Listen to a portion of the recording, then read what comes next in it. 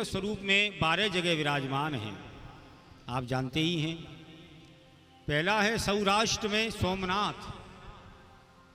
सौराष्ट्र एक स्तोत्र है जिसमें 12 नाम आते हैं।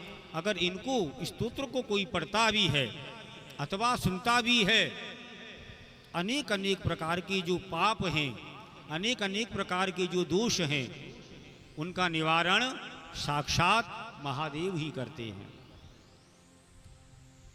सौराष्ट्रे सोमनाथं च श्रीशैले मल्लिकार्जुनम्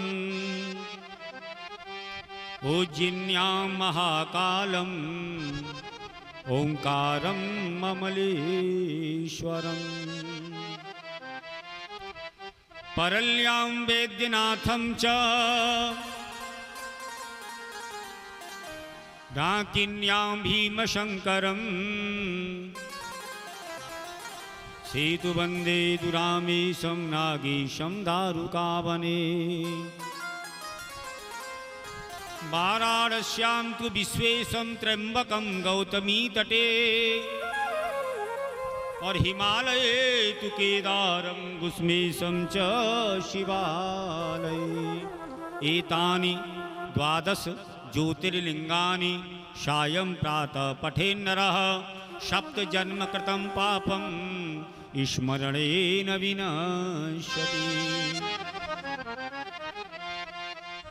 महादेव के 12 ज्योतिर्लिंगों का अगर नाम सुबह और शाम भी अगर हम ले लेते हैं तो अनेक अनेक प्रकार के जो पाप हैं वो मुक्त हो जाते हैं, समाप्त हो जाते हैं। सौराष्ट्र में सोमनाथ, श्रीशैल पर मल्लिकार्जुन, उज्जैन में महाकाल, ओंकार में परमेश्वर यानी ओंकारेश्वर, जो महाकाल से इंदौर वाले रास्ते पर खंडवा में ओंकारेश्वर महादेव। हिमालय में केदारनाथ, डाकनी में भीमशंकर, भीमाशंकर, और वाराणसी में बाबा विश्वनाथ, विश्वेश्वर, अर्थात देवों में देव महादेव बाबा विश्वनाथ।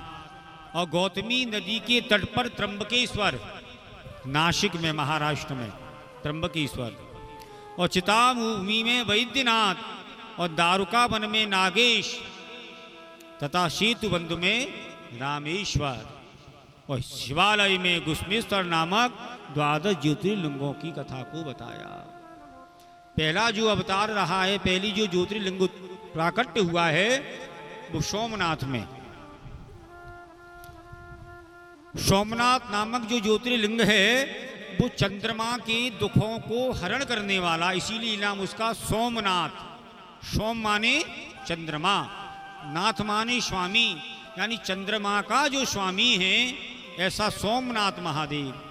कथा है कि बड़ा कष्ट हो गया था इंद्र को, चंद्रमा को, सारी जगह भटक रहा, लेकिन जब कोई व्यवस्था नहीं बनी तो सोमनाथ की आराधना किया है।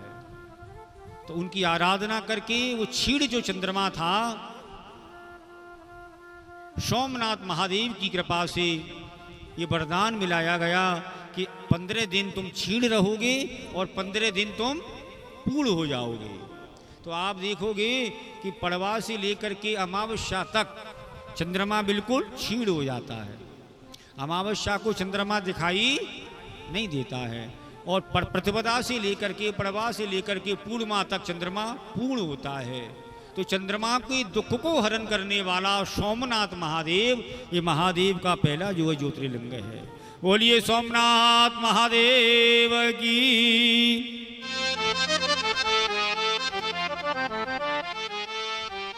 सोमनाथ की एक विशेषता है कि वहीं पास में चंद्रकुंड है। जिनको कुष्ठ रोग हो जाते हैं, क्षय रोग हो जाते हैं, या इससे संबंधित और भी कोई रोग अगर हो जाते हैं तो सौराष्ट्र सोमनाथ महादेव के शरण में जाओ और चंद्रकुंड में स्नान करके सोमनाथ महादेव की जो पूजा करता है उसके शरीर में की जो कुष्ठ रोग हैं वो महादेव की कृपा से दूर हो जाते हैं। हर हर ये पहला ज्योतिर्लिंग है महादेव का। दूसरा है श्रीशैल पर्वत पर मल्लिकार्जुन,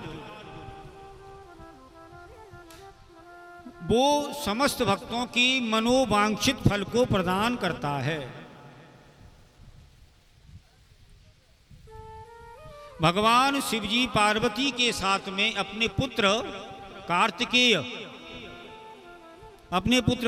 के साथ में कि देखने के लिए उस पर्वत के पास में गए तो भक्तों की आग्रह पर वो ज्योतिर्लिंग के स्वरूप में महादेव और पार्वती ये दोनों ही वहीं श्रीशैल पर विराजमान हो गए। वह समस्त रोगों को दूर करने वाला एवं बहुत परम सुख को प्रदान करने वाला है। बोलिए मल्लिकार्जुन महादेव की। और तीसरा तो आप जानते भी हैं, दर्शन भी किए ही होंगे, उज्जैन महाकाल। सौराष्ट्रे सोमनाथम च श्रीशैले मल्लिकार्जुनम उज्जैन्यां महाकालम। उज्जैन में महाकाल। और महाकाल के बारे में तो आप स्पष्ट जानते ही हैं कि समस्त भक्तों की रक्षा करने वाले, समस्त प्रकार के अधर्मों का विध्वंस करने वाले, और तो और एक महाकाल का ही देव ऐसा है जहाँ पर रोज भस्म का स्नान होता है। महादेव का रोज भस्म का स्नान होता है और उस भस्म को महाप्रसाद के रूप में हम लोग लेकर के आते हैं। भयंकर से भयंकर परेशानी भी बन जाती है तो थोड़ा सा भस्म को लगा लिया तो उस महाकाल की कृपा से इतनी दूर से उस भस्म का प्रभाव समस्त लोगों में आनंद कराने वाला होता है। बोलिए महाकाल की। उनके दर्शन करने से, पूजन करने से सभी प्रकार की मनोकामनाएं पूर्ण होती हैं। कभी समय मिले और भगवान महादेव कृपा करें तो 12 ज्योतिर्लिंगों का दर्शन करो। साक्षात शिव वही स्वयं विराजमान है। नहीं तो महाकाल की तो कम से कम करो। चौथा अवतार है ओंकारेश्वर। ये भक्तों को मनोवांछित फल को प्रदान करने वाला है। विध्वंस विधि के द्वारा विधि पूर्वक पार्थिव लिंग स्थापित करके श्रद्धा से पूजन किया गया था। और इन्हीं के पास में नर्मदा नदी विराजमान है। नर्मदा के बिल्कुल तट पर ही ओंकारेश्वर महादेव हैं। और मेरे भाई बहन, नर्मदा का जो कंकड़ है वो प्रत्येक शंकर है। प्रत्येक कंकड़ शंकर है। आप उसी नर्मदा में से कभी ठाकुर जी कृपा करें तो डुबकी लगा करके और जो तुम्हारे हाथ में आ जाए उस महादेव को स्वीकार करो। अंगूठी से बड़े ज़्यादा नहीं हो, उनको लेकर के और महादेव को जो है लेकर के अपने घर में लाओ। उनकी प्रतिष्ठा की भी जरूरत नहीं होती है। नर्मदा नदी का निकला हुआ पत्थर जो है वो नर्मदेश्वर महादेव होते हैं। ऐसी गंडकी नदी का निकला हुआ पत्थर स्वयं शालिग्राम भगवान होता है। इनकी प्रतिष्ठा करने की कोई आवश्यकता नहीं होती है। नर्मदेश्वर जो हैं वो महादेव का बालक स्वरूप है। जैसे बच्चे का स्वरूप होता है वही नर्मदेश्वर महादेव का स्वरूप है। अपने घर में रखो, रोज बाबा को स्नान कराओ, चंदन लगाओ, बिलपत्र चढ़ाओ तो महादेव तुम्हारे घर में अनेक प्रकार की सुख समृद्धियों का भंडार भर देगा। ऐसी नर्मदेश्वर महादेव की महिमा है। बोलिए ओंकारेश्वर महादेव की। और महादेव का जो 5वां स्वरूप है हिमालयी तो केदारम, केदारनाथ।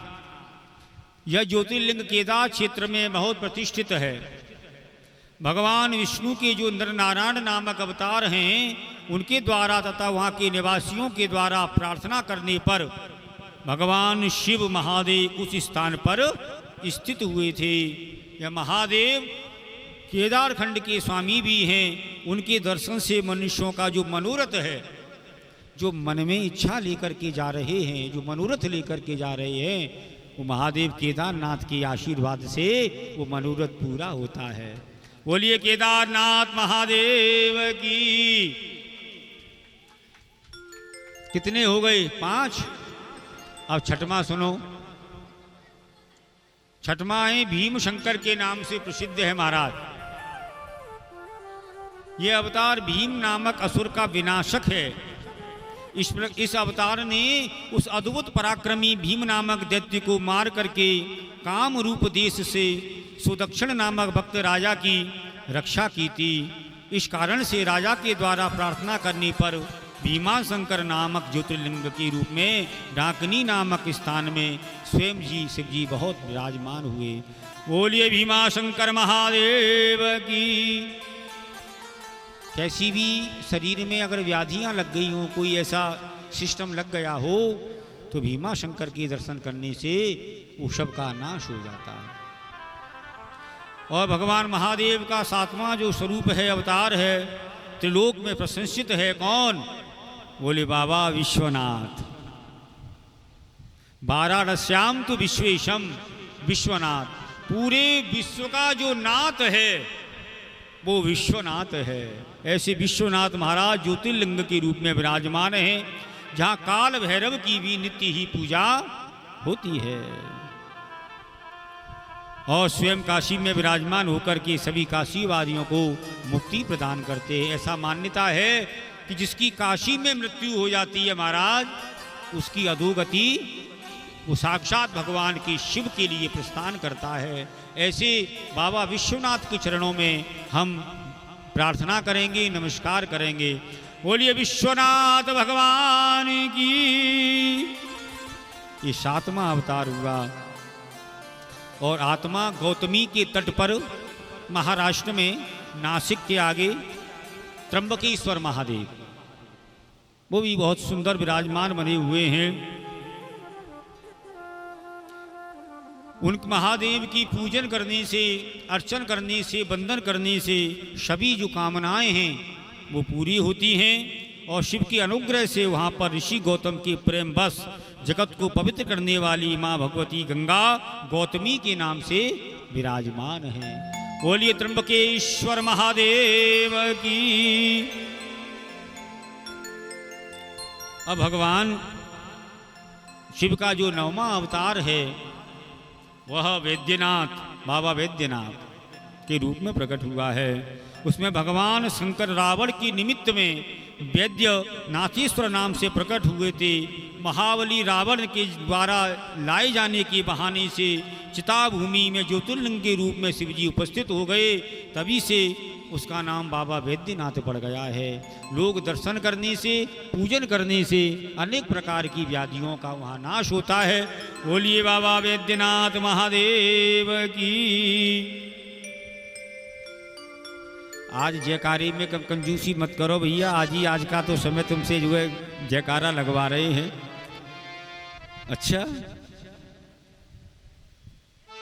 हर हर। अब नागेश्वर 10वां जो अवतार है वो नागेश्वर के रूप में हुआ है। नागेश्वर धर्मनाशक दारुक नामक राक्षस को मार करके भगवान शिव जी ने वैश्यों की स्वामी सुप्रिय नामक भक्त की रक्षा की थी। और 11वां है रामेश्वर, रामेश्वर महादेव। जाओ जो भगवान श्री राम ने उनकी प्रतिष्ठा किया था। रामेश्वर की प्रतिष्ठा किसने किया? श्री राम। पूजा को स्वीकार किया। जो मनुष्य श्रद्धा पूर्वक रामेश्वर को गंगाजल ले आकर चढ़ाता है वो बंधन से मुक्त हो जाता है, अर्थात वो कैवल्य मोक्ष को प्राप्त करता है, भगवान के धाम को प्राप्त करता है। और भगवान का जो 12वां अवतार है भोलेनाथ का, वो गुस्मेश्वर नामक अवतार है। गुस्मा नामक भक्त महिला को आनंद देने वाले शिव जी वहाँ स्थित हुए हैं। दक्षिण दिशा में शैव शैल के निकट एक सरोवर में परम भक्त गुस्मा का कल्याण के निमित्त में वह महादेव वहाँ प्रकट हुए थे। उसकी भक्ति से प्रसन्न होकर कर घृष्मेश्वर नामक ज्योतिर्लिंग के रूप में वही प्रवृत्त हो गया। तब से आज तक वहाँ भक्तों का खूब मेला लगता है और सभी भक्तों की मनोकामना करने वाला घृष्मेश्वर महादेव की। आगे बताया गया है कि जो मनुष्य प्रातः काल उठ करके या इन 12 ज्योतिर्लिंगों का स्मरण करता है अथवा इनके स्तोत्र का पाठ करता है, वो सभी प्रकार के पापों से मुक्त हो जाता है, सभी प्रकार के पापों से मुक्त हो जाता है। ये 12 ज्योतिर्लिंगों की महिमा बतलाई गई है। आगे शिव महापुराण की कथा कहती है महाराज